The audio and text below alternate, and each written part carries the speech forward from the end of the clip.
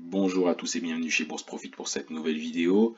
Aujourd'hui, on va faire une vidéo qui fait suite à une vidéo qu'on a faite il y a déjà quelques semaines, quelques mois, où on présentait la notion de support et de résistance. Donc c'était une vidéo qui s'adressait aux débutants, donc si vous n'avez pas vraiment entendu parler de la notion de support et de résistance, soit très peu, soit pas du tout, je vous invite à vous rapprocher d'abord de cette vidéo pour prendre connaissance des supports et des résistances. Cette vidéo-là, c'est une application tout simplement de cette dernière. Donc les supports et les résistances, c'est vraiment une notion essentielle en trading. C'est une notion de base de l'analyse technique. Tout trader se doit de maîtriser les supports et les résistances. C'est voilà, une notion inéluctable, peu importe la stratégie que vous allez utiliser, peu importe un petit peu les marchés sur lesquels vous allez vouloir trader, vous devez connaître, vous devez savoir tracer, savoir surveiller ces zones de support et de résistance. C'est vraiment la notion de base en analyse technique. C'est une notion des plus importantes, donc vraiment, on doit passer du temps à bien comprendre comment fonctionnent les supports et les résistances, et puis ensuite s'entraîner pas mal chez soi, derrière les graphiques, à tracer ces supports et ces résistances. Donc voilà, il y a plusieurs types de supports, plusieurs types de résistances. On va rester dans une vidéo assez simple où voilà, on va vous aider à tracer des supports et des résistances. On va expliquer un peu mieux cette notion. On va pas pouvoir tout aborder, mais voilà, on va quand même donner tout un tas d'astuces et la manière d'utiliser ces zones-là. Donc là, on se retrouve sur le dollar canadien, sur l'euro-dollar canadien en H4, donc c'est-à-dire que chaque chandelier japonais représente 4 heures. Donc voilà, on va tracer des supports et des résistances. Donc basiquement, ça se repère quand même assez facilement. Donc là, on va quand même tracer, on va commencer par tracer un support. Donc là, cette zone-là, on peut voir que le prix va venir travailler à plusieurs reprises à un endroit qui est quasiment toujours le même. Mais ce n'est pas un hasard. C'est tout simplement que les intervenants sur les marchés vont avoir une certaine sensibilité aux abords de ce prix-là. Donc il y a vraiment une notion psychologique dans la notion de support et de résistance. Le marché, excusez-moi, se souvient de ces zones-là et quand on va arriver par exemple plusieurs heures après, plusieurs jours après même, à ces abords-là, le prix va se souvenir, les intervenants vont se souvenir qu'on les a travaillés avant et donc on va un petit peu regarder, on va un petit peu surveiller comment le prix va se comporter aux abords de cette zone-là. Donc c'est vraiment, il y a une notion psychologique qui est très importante. Et on voit que le prix va rebondir à de nombreuses reprises à ce niveau-là. Donc il n'y a vraiment aucun hasard.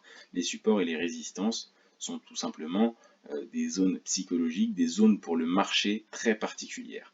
Et c'est pour ça que c'est aussi essentiel et que ça a autant d'importance finalement. Là on voit que le marché va tenter à plusieurs reprises de descendre plus bas, mais le marché ne va jamais réussir. Le marché va être supporté par cette zone-là. C'est pour ça qu'on appelle ça un support. Et donc voilà, il va y avoir des tentatives de cassure, mais en vain, le marché pourra le casser seulement plusieurs temps après. Donc voilà, à cet endroit-là, la cassure est plus franche, et là on arrive à dépasser cette zone pour enfin la traverser. Donc ça c'est un support. Une résistance c'est la même chose dans l'autre sens. Là on en voit une ici.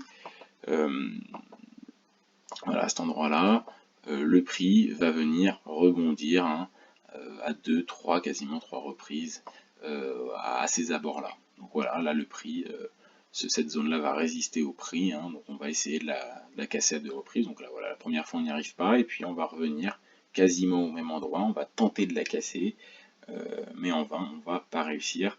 Et puis on voit qu'ensuite ça donne lieu à de belles chutes, à des bougies assez impulsives. Donc c'est pour ça que les supports et les résistances sont vraiment assez particulières. Donc ça marche, ça se trace, ça se voit sur toutes les unités de temps, des plus petites unités de temps aux plus grandes unités de temps, en journalier, en weekly, en M15, en M5. Après, elles ne vont pas avoir la même importance. C'est pour ça qu'on dit qu'il faut hiérarchiser les supports et les résistances. Plus on est sur une unité de temps grande, plus cette zone-là va avoir de l'importance, de l'influence, et plus elle va être regardée.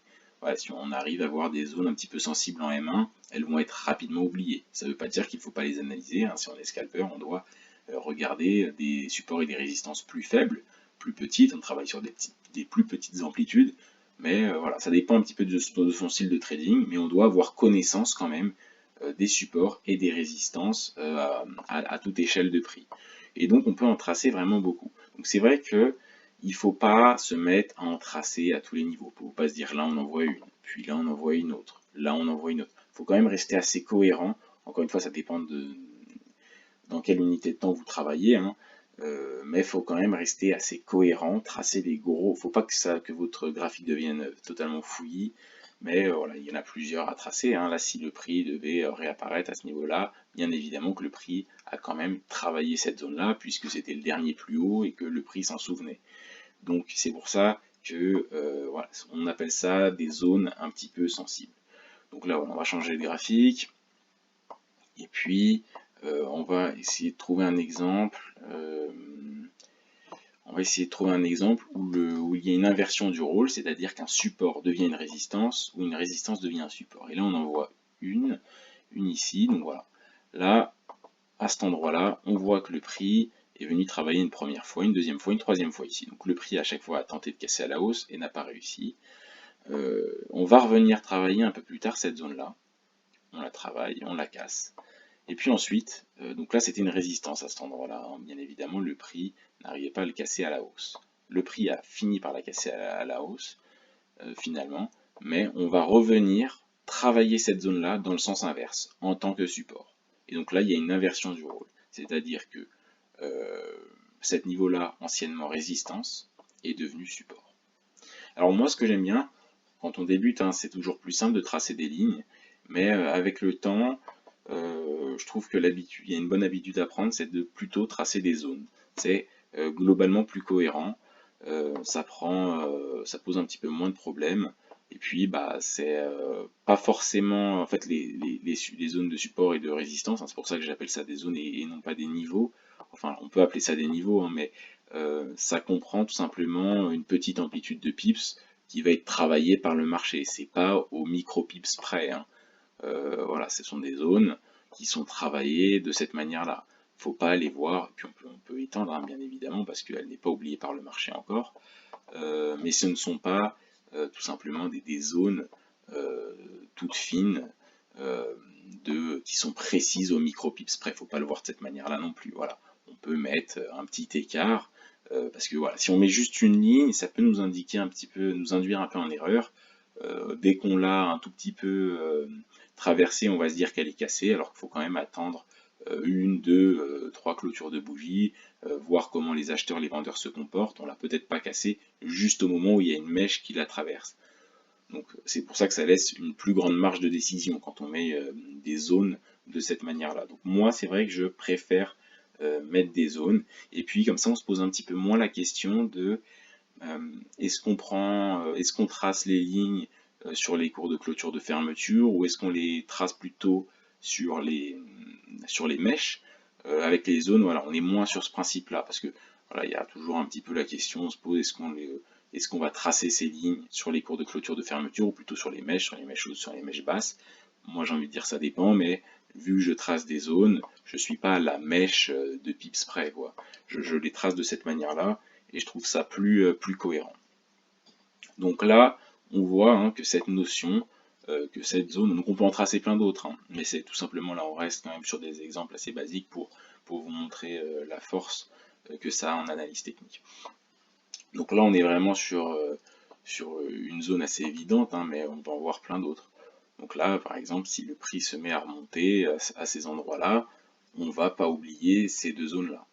Donc voilà comment fonctionnent les supports et les résistances. Donc il y a d'autres choses à remarquer également, hein. Donc là on voit que ici le prix est venu rebondir à plusieurs reprises, hein, sur ce niveau-là. Et puis ce qu'on remarque également, c'est que c'est un niveau bien précis. On va tracer, hein. C'est assez intéressant, donc je continue à tracer des lignes, hein. C'est assez intéressant parce que on est quasiment alors ça dépend comment on le trace, au 0, on va le mettre à cet endroit-là précis, au 1,68. 1,68,00. C'est-à-dire qu'il y a également d'autres supports et résistances. Donc il y a des supports et des résistances qui sont créés par les prix, et il y a des supports et des résistances qui correspondent à des chiffres ronds. Et ces chiffres ronds-là, justement, vont à chaque passage de chiffre rond, on va être attentif à la manière dont le prix va se comporter, ou à 1,68, ou à 1,69. Donc là, hein, sur cet actif-là, hein, mais bien évidemment, c'est la même chose sur tous les actifs. Donc voilà, à chaque niveau rond, on voit que le prix le travaille d'une certaine manière. Donc je disais que justement au niveau rond, il va y avoir une pression psychologique supplémentaire, hein, et on va surveiller ces zones-là avec attention. Donc là voilà, on le voit avec les 1,68, hein, on peut le voir par d'autres niveaux. On va regarder cette zone-là qu'on avait tracée précédemment en H4. Où elle est passée, oui, elle est plus loin. Donc on voit tout simplement, hein, qu'on l'avait travaillé 2 fois, puis ensuite en tant que support, et qu'elle correspond au 1,70. Donc par exemple, les 1,70, il va peut-être y avoir une valeur supplémentaire encore que les 1,69 ou que les 1,71, hein, tout simplement parce qu'on marque une dizaine. Donc là, les 1,70, voilà, ça va être une zone surveillée, une zone vraiment voilà, assez importante, assez significative, qu'il ne faut pas négliger. Donc voilà, il y a toujours cette valeur-là au chiffre rond. Donc c'est pour ça que je dis qu'il faut toujours entrer dans une optique de hiérarchisation des supports et des résistances. C'est-à-dire qu'il y a les supports et les résistances créés par le prix, les supports et les résistances des chiffres ronds, les supports et les résistances, par exemple, hein, si on trade donc des plus hauts et des plus bas, hein, si on trade dans des petites unités de temps, quel va être le plus haut, quel va être le plus bas de la session précédente. Voilà, ça va être des niveaux à prendre en compte, mais également voilà, le plus haut, le plus bas de la semaine précédente, du mois précédent, le plus haut, le plus bas, par exemple, historique, hein, sur les cryptos, par exemple, ça aura certainement, on va se mettre sur le Bitcoin, ça aura certainement quand même une valeur. Donc voilà, si on se met, attends, on va se mettre en daily, sinon on va jamais le voir, en weekly même. Si on revient donc tout simplement au haut de la bulle, hein, de fin 2017, il y aura quand même une valeur qui va être, on va dire, assez importante, hein. Donc ça voilà, c'est le plus haut historique du Bitcoin. Donc si on revient à cette valeur-là, même s'il n'y a pas eu plusieurs touchettes, parce que parfois c'est un peu les questions qui reviennent, combien de touches, de touchettes il faut pour tracer un support, une résistance, est-ce qu'il en faut 2, est-ce qu'il en faut 3, est-ce qu'il en faut 4? J'ai envie de dire qu'il n'y a pas vraiment de réponse à ça, hein. Là on voit qu'il y a simplement, on est venu à une fois à ce niveau-là, si jamais le Bitcoin repart à ces environs-là, on va bien évidemment le prendre en compte. Pourtant il aura été touché qu'une fois précédemment. Donc c'est pour ça que ça c'est une question auquel on ne peut pas vraiment répondre de manière rationnelle. Et puis voilà, après il y a plein de questions qui en découlent, hein. Au bout de combien de touches on peut ne plus prendre en compte un support, une résistance, au bout de combien de touches on va justement plus prendre en compte un support, une résistance. Voilà, il faut tracer ces zones, il faut les surveiller, il ne faut pas les oublier. Voilà, on dit que ça représente un petit peu, c'est un petit peu la mémoire du marché, hein. Les cours n'oublient jamais ces niveaux-là, ces niveaux précis. Donc il faut toujours les prendre en compte dans les analyses, il faut bien évidemment les hiérarchiser, pas mettre la même importance à tous ces niveaux-là, mais les prendre en compte dans les analyses, c'est vraiment important. Et puis ce qui est encore plus important, c'est de s'entraîner à les tracer, s'entraîner à tracer, à regarder comment le prix va tout simplement se comporter aux alentours de niveaux ronds, comment le prix, par exemple si on se met en M5, en M15, comment le prix va se comporter au plus haut, au plus bas de la session précédente. Pareil pour les mois, pareil pour les semaines, pareil pour les années finalement. Donc voilà, s'entraîner vraiment à tracer le plus de supports, de résistance, de bien analyser les graphiques, pourquoi le prix vient toujours travailler cette zone-là, pour quelles raisons, est-ce que les acheteurs, est-ce que les vendeurs veulent prendre la main, quelles contradictions il y a sur le marché, voilà, se poser tout un tas de questions à ces abords-là, et puis vraiment les tracer, en tracer le plus possible, hein. Vous pouvez également nous poser des questions dans les commentaires, hein, si jamais vous en avez. N'hésitez surtout pas. J'espère que cette vidéo vous a aidé un petit peu plus à comprendre la notion de support de résistance. Si c'est le cas, je vous invite à la liker, à vous abonner à notre chaîne, et puis également partager notre chaîne, hein. Vous pouvez également voir notre Instagram et notre site internet qui sont dans la description. Allez y faire un tour, hein, ça peut être intéressant pour vous. Merci de m'avoir écouté et à une prochaine vidéo.